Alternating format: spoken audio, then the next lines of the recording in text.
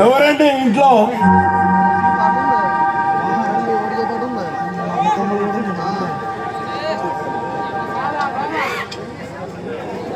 ఎవరు కావాలి మీకు? ఎల్ఐసి ఏజెంట్ ఆనంద్ గారి ఇల్లు ఇదేనా?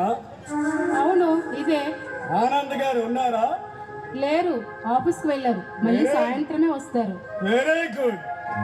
అయితే సరైన సమయానికి వచ్చానన్నమాట. అంటే అంటే ఏంటి నీ ఉద్దేశం? చూడు మేడం, నేను వచ్చింది మీ ఆయన కోసం కాదు, నీతో పనిండు వచ్చాను. నాతోనా? అయినా నాతో నీకేం పని? చూడు మేడం, వయసులో ఉన్న నీలాంటి అందమైన ఆడదాని కోసం ఒక మగాడు ఎందుకు వస్తాడో తెలియదా? పిచ్చి పిచ్చిగా వాకు. మరరేక నుంచి బయటకు వెళ్ళు. లేకపోతే ఏం చేస్తావు? నలుగురిని పిలుస్తాను. నీ గురించి అందరికీ చెప్పి నేను చెప్పుతో కొట్టిస్తాను. పిచ్చిదానా, ఊరికే కాదే. ఇదిగో ఇదిగో ఇదిగో డబ్బు, కావాలంటే ఇంకా ఇస్తా. ఇలాంటి శుభ సమయాన్ని వృధా చేసి ఎలా వెళ్ళగలనే? రా. నువ్విచ్చే పాపిష్టి సొమ్ముకి నా శీలను నమ్ముకున్నదల్లా కనిపిస్తున్నానా నీకు? పిచ్చిదానా, ఈ రోజుల్లో రోజుకి 8 గంటలు కష్టపడి పనిచేసి ఒక ఆడది సంపాదించేది 300 రూపాయలు.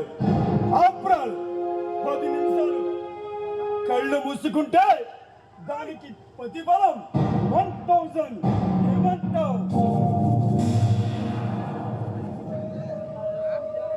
ఏమండి, మీరు వయసులో పెద్దవాళ్ళు, ప్లీజ్ నన్ను క్షమించండి.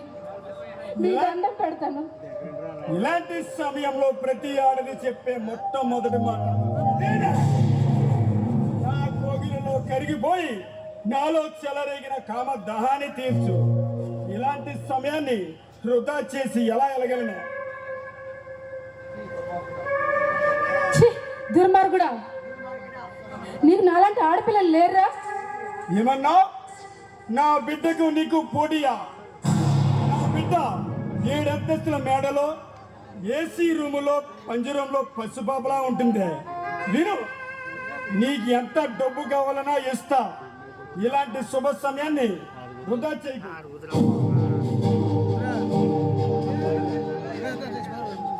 ఏమండి, నేను మీకు బిడ్డ లాంటిదండి. మీకు పుణ్యం ఉంటుంది. దయచేసి నన్ను వదిలేయండి. ఇంతసేపు ప్రయాసపడి వచ్చింది వెళ్ళడానికి కాదే. నేను వెళ్ళాలన్నా నీ కన్న వయసు నన్ను కవిస్తుంది. ఇంత అందంగా ఉన్న నిన్ను అనుభవించకుండా నా కోరిక తీరకుండా ఎలా వెళ్ళగలరా?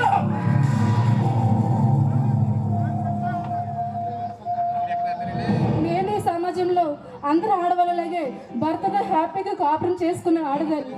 నన్నేం చెయ్యకండి. అందుకే నువ్వంటే నాకు మోస కాదు కదా. ఆ భగవంతుడు దిగి వచ్చిన నా ప్రయత్నాన్ని ఆపలేడు. రా.